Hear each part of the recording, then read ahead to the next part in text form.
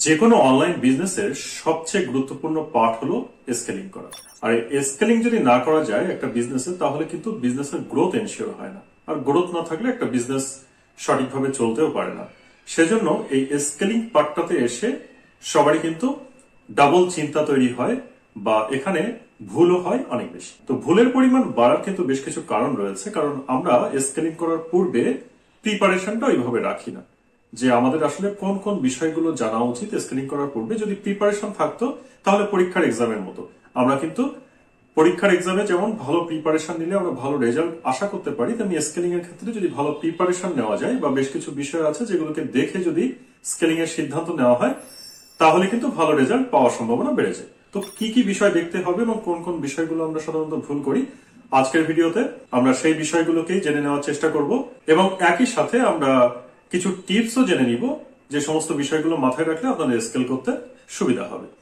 তো আসুন শুরু করা যাক। সর্বপ্রথমে আমরা যে ভুলটা করি সেটি হচ্ছে অপর্যাপ্ত পরীক্ষা নিরীক্ষা। অর্থাৎ আমরা স্কেলিং এ যাওয়ার আগে তেমন কোনো পরীক্ষা নিরীক্ষা না করে কিন্তু স্কেলিং এর সিদ্ধান্ত নিয়ে ফেলি। কিন্তু আমাদের স্কেলিং এ যাওয়ার আগে অবশ্যই বেশ কিছু বিষয় পরীক্ষা নিরীক্ষা করে দেখা উচিত। কি কি বিষয় পরীক্ষা করা উচিত? অ্যাড অ্যাকাউন্ট ম্যাচিউরড হয়েছে কিনা অবশ্যই কিন্তু সেটি পরীক্ষা করে নিতে হবে স্কেলিং এর পূর্বে। কারণ আপনার অ্যাড অ্যাকাউন্ট যদি ম্যাচিউরড না হয়ে থাকে, তাহলে আপনি যখন স্কেলিং এ যাবেন তখন কিন্তু সেটা একটু নেগেটিভ অ্যাটিটিউড করবে বা নেগেটিভ বিহেভিয়ার করবে। তো যার ফলে আপনার কিন্তু খরচের পরিমাণও বাড়তে পারে। সেজন্য আপনাকে অবশ্যই অ্যাড অ্যাকাউন্ট ম্যাচিউরড হয়েছে কিনা সেটি টেস্ট করে নিতে হবে। এরপরে রয়েছে ওয়েবসাইটের ক্ষেত্রে ওয়েবসাইটটি আসলে মার্কেটিং ফ্রেন্ডলি কিনা সেটি দেখতে হবে। স্পিডটাও খুবই ইম্পর্টেন্ট। আপনার ওয়েবসাইটের লোডিং স্পিড সঠিক আছে কিনা। এক্ষেত্রে স্ট্যান্ডার্ড হচ্ছে 1 to 3 সেকেন্ড, বাট 5 সেকেন্ড পর্যন্ত কনসিডারেবল।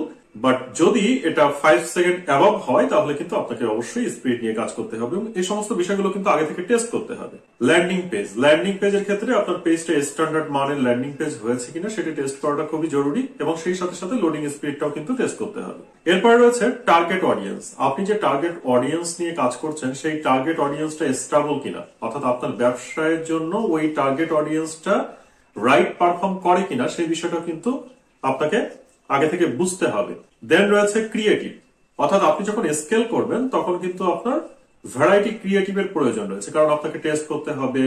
আপনি যেহেতু স্কেলিং করছেন, সো একই অ্যাড বারবার মানুষের কাছে পৌঁছালে সেটা কিন্তু একটা বোরিং এনভায়রনমেন্ট তৈরি করবে। সো দ্যাট আপনাকে কি করতে হবে, নতুন নতুন ক্রিয়েটিভ দিয়ে টেস্ট করতে হবে। সো ক্রিয়েটিভ থাকাটাও কিন্তু বাধ্যতামূলক। এবং সবচেয়ে ইম্পর্টেন্ট যেটা, সেটা হচ্ছে বাজেট। অর্থাৎ আপনার যদি বাজেট না থাকে স্কেলিং করার জন্য, তাহলে কিন্তু এই সিদ্ধান্ত নেওয়া যাবে না, কারণ স্কেলিং করতে গেলে আপনার বাজেটের প্রয়োজন পড়বে।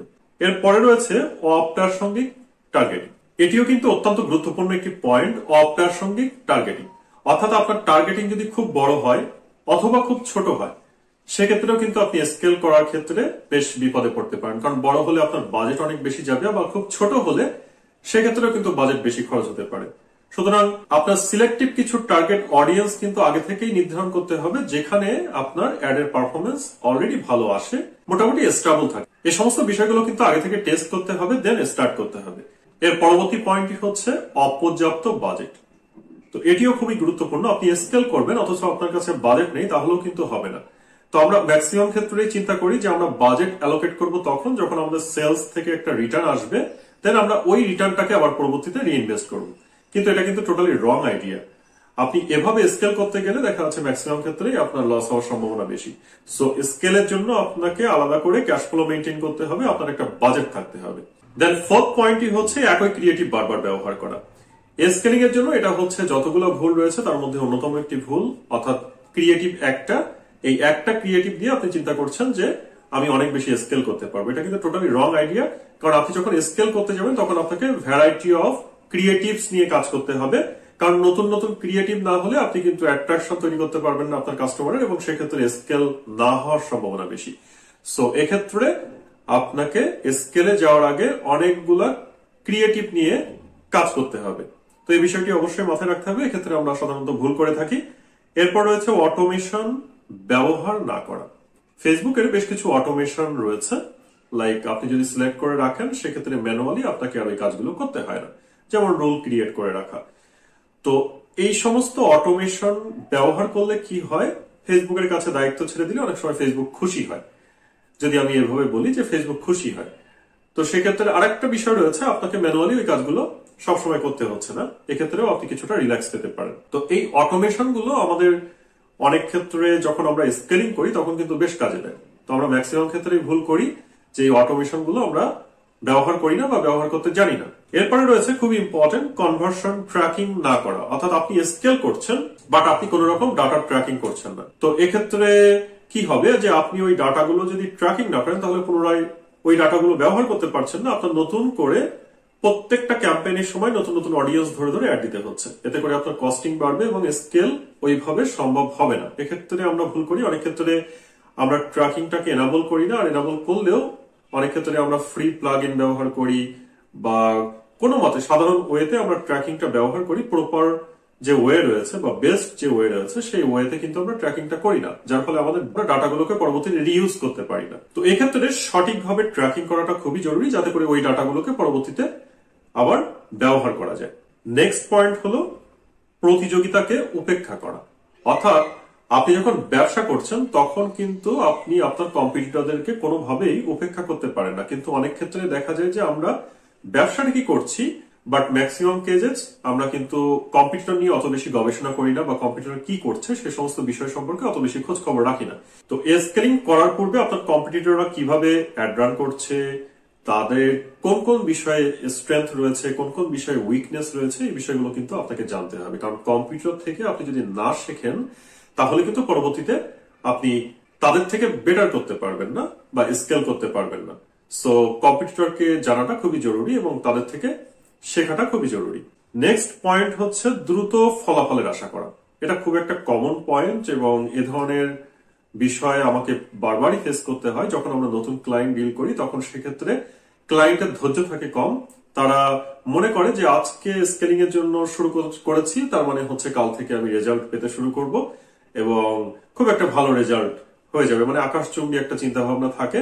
এবং যে সমস্ত বিষয়গুলো আসলে কমপ্লিট করে আসার কথা ছিল স্কেলের ক্ষেত্রে, ম্যাক্সিমাম ক্লায়েন্টের ক্ষেত্রে দেখা যায় যে ওই সমস্ত বিষয়গুলো আসলে কমপ্লিট থাকে না, বাট এক্সপেকটেশন থাকে ভালো রেজাল্টের। তো এটা একটা ভুল ধারণা, কিন্তু ম্যাক্সিমাম ক্ষেত্রে ক্লায়েন্ট এই বিষয়টা বুঝতে চায় না এবং প্রতিনিয়ত এই ধরনের প্রশ্নের সম্মুখীন হতে হয় বা ক্লায়েন্টের সাথে দেখা যাচ্ছে যে এই সমস্ত বিষয় নিয়ে অনেক কথাবার্তা বলতে হয়।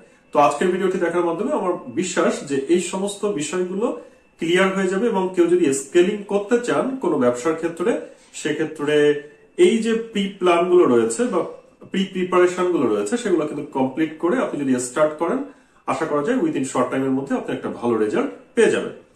তো বাই দ্য ওয়ে, সফল স্কেলিং এর জন্য কিছু টিপস আপনাদের সাথে শেয়ার করব ভিডিওর মাধ্যমে। এত সময় ধরে আমি ভুল যে সমস্ত বিষয়গুলো নিয়ে আমরা সাধারণত করে থাকি সেই সমস্ত বিষয়গুলো আপনাদেরকে শেয়ার করলাম। এখন কিছু টিপস নিয়ে আপনাদের সাথে কথাবার্তা বলবো। তো সফল স্কেলিং এর জন্য বেশ কিছু টিপস রয়েছে যেগুলি আপনারা চাইলে ফলো করতে পারেন। যেমন হলো লক্ষ্য নির্ধারণ করা, যে আপনি আসলে কতটুকু স্কেল করতে চান, কোন জায়গায় যেতে চান, এই গোলটা কিন্তু আপনাকে আগে থেকে নির্ধারণ করতে হবে। অর্থাৎ এক্ষেত্রে যদি একটা এক্সাম্পল দেওয়ার ট্রাই করি, যে মাঠের যদি আপনি সীমানা নির্ধারণ না করেন তাহলে বল যে মাঠের বাইরে চলে যাবে এই বিষয়টা কিন্তু আপনি বুঝতে পারবেন না। তো অবশ্যই সীমানাটা নির্ধারণ করা জরুরি। আপনি যখন স্কেলিং করবেন তার আগে আপনাকে এটা ডিটারমাইন হতে হবে বা এই গোলটা সিলেক্ট করতে হবে যে আপনি আসলে কতটুকু স্কেল করতে চান। এরপর রয়েছে বাজেট বরাদ্দ। যেহেতু স্কেলিং এর ক্ষেত্রে বাজেট একটা ইম্পর্টেন্ট ফ্যাক্ট, কারণ বাজেট ছাড়া আপনি স্কেলিং করতে পারবেন না। সুতরাং এই ক্যাশ ফ্লোটা আগে থেকে মেইনটেইন করতে হবে যে আপনি কত বাজেট অ্যালোকেট করতে পারবেন স্কেলিং এর জন্য। এরপরে রয়েছে টার্গেট অডিয়েন্স নির্বাচন করা। আপনি আগে নিশ্চয়ই অনেকগুলো ক্যাম্পেইন রান করেছেন, যেহেতু স্কেলিং এর জন্য চিন্তা ভাবনা করছেন।